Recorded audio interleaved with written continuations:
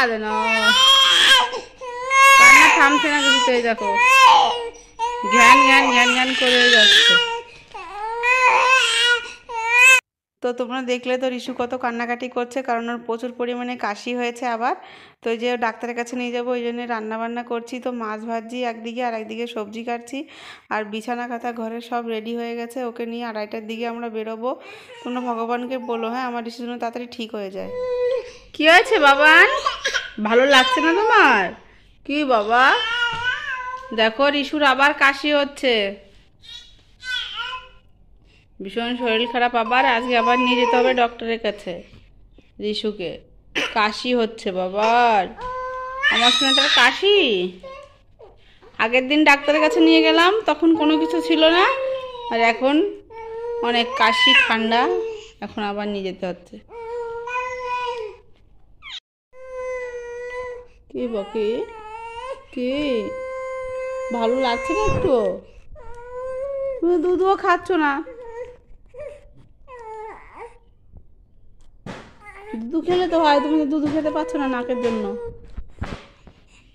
কই রে, এটা এসে দাও বাবা, এটা এসে দাও, এটা এসে দাও, এটা এসে দাও, এতে হাসে।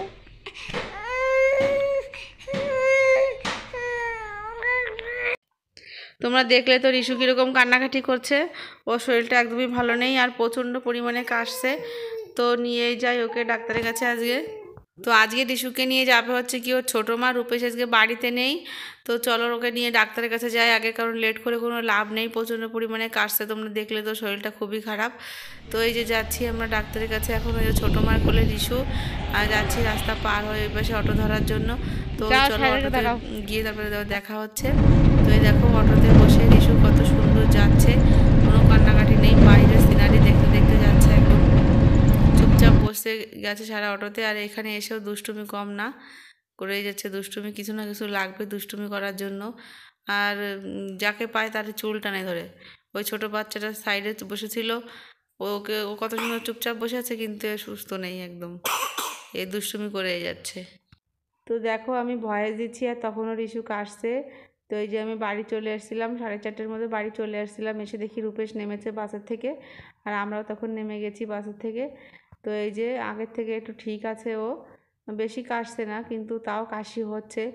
এই ডাক্তার দেখিয়ে নিয়ে এসছি না, এবার এমনি এমনিই ঠিক হয়ে যাবে এর সব কিছু।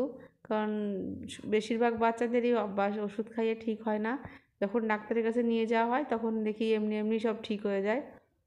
তো এই যে আমি সন্ধ্যার সময় কিছু চা বানিয়ে নিয়েছি, আর কিছুটা বিস্কুট নিয়ে এসেছি, রূপেশের আমি খাবো তাই। আজকে একটু দুধ চা খেতে ইচ্ছে করলো, তাই দুধ চা বানিয়ে নিয়ে এসেছি। এমনি রোজই কালো চা খাই আমরা।